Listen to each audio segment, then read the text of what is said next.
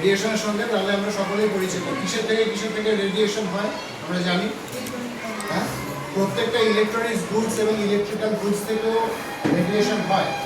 রেডিয়েশনের দুটো ধরন, কনস্ট্যান্ট আর র্যান্ডম, তাই না?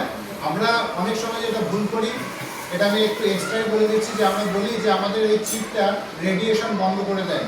মারাত্মক ভুল, রেডিয়েশনের প্যাটার্নটাকে চেঞ্জ করে। আমরা দেখি ইলেকট্রনিক্স গুডসের গায়ে লেখা থাকে 50 হার্টজ, অর্থাৎ এর ফ্রিকোয়েন্সি 50, এর ওঠা এবং নামা ইকুয়াল লেভেলে চলে, দ্যাটস কল্ড কনস্ট্যান্ট রেডিয়েশন। ঠিক আছে, সেটাকে আমরা ব্রেক করে যেটা করি সেটা হলো র্যান্ডম রেডিয়েশন। তাহলে কখনোই আমাদের বলা উচিত না এতে আপনার রেডিয়েশন বন্ধ হয়ে যাবে বা আটকে দেবে, এরকম কিচ্ছু হবে না। যদি রেডিয়েশন বন্ধ হয়ে যায় আপনার ফোনে কল আসা বন্ধ হয়ে যাবে।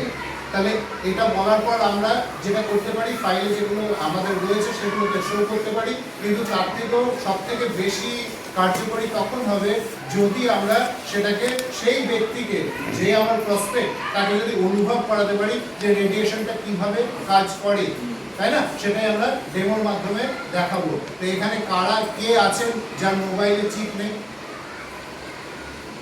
মোবাইলে চিপ লাগানো নেই, এরকম কে আছেন? একটু আসুন। মোবাইল আছে পকেটে, মোবাইলটা এখানে রাখুন।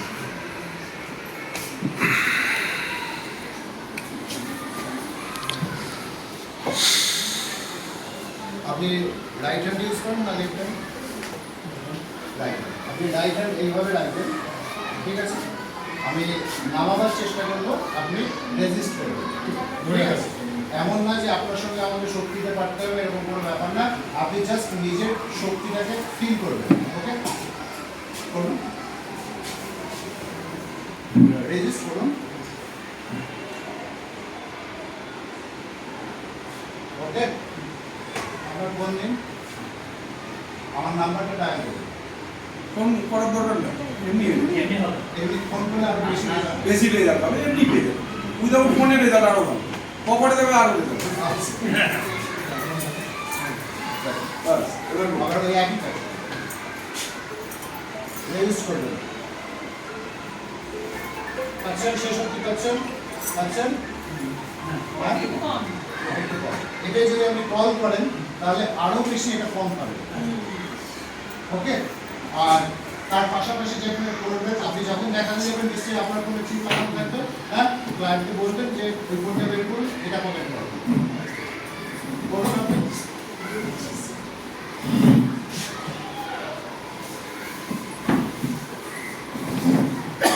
সেই একই জিনিসকে ফলো করুন, আপনি নিজের শক্তি নিজে পাচ্ছেন, হ্যাঁ? তাহলে এটাই হলো এই চিপের কাজ, যে কি করছে, যে কনভার্ট করছে, ওকে? তাহলে এই চিপটা লাগানো উচিত কি উচিত না? এইটুকুই, ধন্যবাদ।